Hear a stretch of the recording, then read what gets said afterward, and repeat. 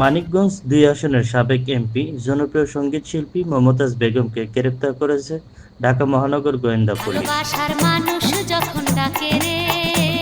তিনি ৫ই আগস্টের পর অন্য নেতাদের মতোই আত্মগোপনে চলে যান।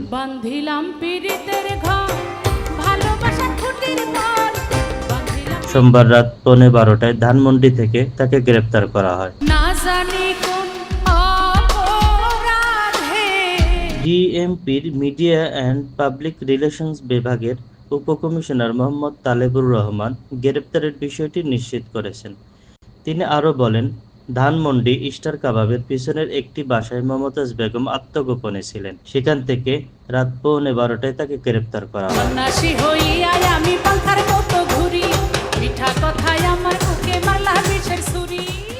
এম এন নাবি, আমাদের শাহজাদপুর 25।